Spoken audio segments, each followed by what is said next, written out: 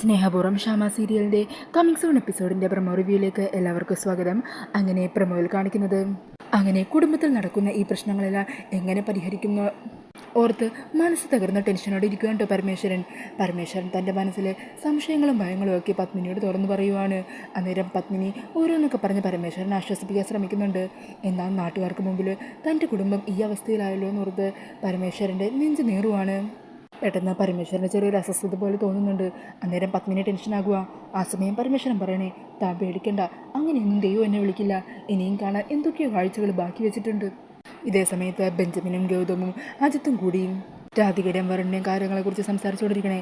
ഇപ്പം കണിമംഗലം കുടുംബത്തിൽ പ്രശ്നങ്ങളോട് പ്രശ്നമാണ്.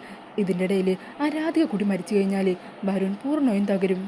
പിന്നീട് നമ്മുടെ പ്ലാൻ എളുപ്പമാണ്, എല്ലാം ഇനി ബെഞ്ചമിൻ്റെ കയ്യിലാണുള്ളത്. അന്നേരം ബെഞ്ചമിൻ പറയണേ, വേട്ടക്കാരനെ ഏറ്റവും കൂടുതൽ ഹാരം പിടിപ്പിക്കുന്നത് ഇരയുടെ കരച്ചിലാണ്. ആ കരച്ചിൽ ഞാനങ്ങ് ആസ്വദിക്കാൻ തീരുമാനിച്ചു. നിങ്ങൾ നോക്കിക്കോ, ഇനി രാധികയ്ക്ക് അധികം നാൾ ആയുസില്ല. പിന്നീട് കാണിക്കുന്നത് രാധിക വരുണിനെ ഭക്ഷണം കഴിക്കാൻ വിളിക്കുവാണ്. അന്നേരം വരുണാണെങ്കിൽ ഭക്ഷണമൊന്നും വേണ്ടാന്ന് പറഞ്ഞിരിക്കുക. ഈ സമയം രാധിക വരുണിനെ പിടിച്ച് വലിച്ച് നിർബന്ധിച്ച് ഡൈനിങ് ടേബിളിൻ്റെ അവിടെ കൊണ്ടുവന്നിരുത്തുവാണ്. അങ്ങനെ ഓരോന്നൊക്കെ പറഞ്ഞ് രാധിക വരുണിനെ ഒന്ന് ഉഷാറാക്കുവാണ് കേട്ടോ. എന്നിട്ട് വരുണിനെ ഭക്ഷണമൊക്കെ വിളമ്പിക്കൊടുക്കുവാണ്. ഈ സമയത്തായിരിക്കും അതുവഴി പോകുന്ന പ്രിയങ്ക ഈ കാഴ്ചകളുടെ ദേഷ്യത്തിൽ നോക്കി നിൽക്കുന്നത്. രണ്ടിൻ്റെയും പ്രേമം ഇപ്പം കാണിച്ചു തരാം ഞാനെന്താ ചെയ്യാൻ പോകുന്നതെന്ന്. അന്നേരം പ്രിയങ്ക പെട്ടെന്ന് ഛർദ്ദിക്കാൻ വരുന്നത് പോലെ അവിടെ നിന്ന് ഒച്ചയുണ്ടാക്കുവാണ്. ഈ സമയം മുത്തശ്ശി അങ്ങോട്ടേക്ക് ഓടി വരിക. അയ്യോ എന്തു പറ്റി മോളെ, എന്തു പറ്റി, ബാ എന്നും പറഞ്ഞ് പ്രിയങ്കയും കൂട്ടി അവിടെ പോയി നിന്ന് ഛർദ്ദിക്കുവാണ് കേട്ടോ. ഈ സമയം ഇത് കണ്ടിട്ട് വരുണിൻ്റെ രാധികയ്ക്ക് അങ്ങ് ദേഷ്യം വരുവാണ്. എന്നിട്ട് സുകുമാരിയമ്മ വരുണിൻ്റെ അരികെ വന്നിട്ട് പറയണേ, ഗർഭിണിയായ ഭാര്യയോട് നിൽക്കുമ്പോൾ നീ ഇവിടെ ഇരുന്നിങ്ങനെ ഒറ്റയ്ക്ക് ഭക്ഷണം കഴിക്കുവാണോ? പ്രിയങ്കമ്മൾക്കും ഭക്ഷണം വേണോ? ദേ മുത്തശ്ശി എടുത്ത് വിളമ്പിത്തരാം. അങ്ങനെ പറഞ്ഞ് വരുണിൻ്റെ അരികിൽ തന്നെ പ്രിയങ്കനെ പിടിച്ചെടുക്കാനായിട്ട് ശ്രമിക്കുവാണ്.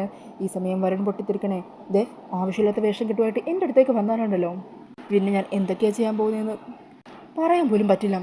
സഹിക്കുന്നതിനൊക്കെ ഒരു പരിധിയുണ്ട്. ഈ സമയം അങ്ങോട്ടേക്ക് പത്മിനിയും കൽപ്പനയും ഉർവശിയും എല്ലാവരും വരുന്നുണ്ട് കേട്ടോ. അങ്ങനെ വരുണാണെങ്കിൽ ദേഷ്യത്തിൽ ഭക്ഷണം കഴിക്കാതെ പോകാൻ തുടങ്ങുമായിരിക്കും. അന്നേരം രാധികരുടെ വരുൺ ഭക്ഷണമൊന്നും കഴിച്ചില്ലല്ലോ, മതിയടോ, വയറ് നിറഞ്ഞു, ഇത് തന്നെയായിരുന്നല്ലോ ഇവരുടെ ഉദ്ദേശം. അങ്ങനെ പറഞ്ഞ വരുൺ ദേഷ്യത്തിൽ റൂമിലേക്ക് പോകുകയാണ്. ഈ സമയം രാധികയും പിന്നാലെ പോകാൻ തുടങ്ങുമ്പോൾ മുത്തശ്ശി രാധികയുടെ കയ്യിൽ ഇങ്ങനെ പിടിക്കുക. അതെ, നീ എങ്ങോട്ടടി പോകുന്നത്? അന്നേരം മുത്തശ്ശിയുടെ കൈ തട്ടി മാറ്റിക്കൊണ്ട് രാധിക പറയണേ, ഞാൻ എൻ്റെ ഭർത്താവിൻ്റെ പിന്നാലെ പോകുന്നത്, അതിന് നിങ്ങൾക്കെന്താ? അങ്ങനെ ചോദിച്ച് രാധികയും അവിടെ നിന്നും പോകുവാണ്. അന്നേരം പെട്ടെന്ന് മുത്തശ്ശിയാണെങ്കിൽ ഒന്നും പറയാനാവാതെ ദേഷ്യത്തിൽ രാധികയെ നോക്കി നിൽക്കുവാണ് കേട്ടോ. അപ്പോൾ ഇതൊക്കെയാണ് കമ്മിങ് സൂൺ പ്രൊമോയിൽ കാണിക്കുന്നത്. ഈ ഒരു പ്രൊമോ റിവ്യൂ ഇഷ്ടമായിട്ടുണ്ടെങ്കിൽ മറക്കാതെ വീഡിയോ ഒന്ന് ലൈക്ക് ചെയ്യണേ. ഇതുപോലുള്ള കൂടുതൽ റിവ്യൂസിനായിട്ട് ഈ ചാനലൊന്ന് സബ്സ്ക്രൈബ് ചെയ്തും കൂടി സപ്പോർട്ട് ചെയ്യണേ. താങ്ക്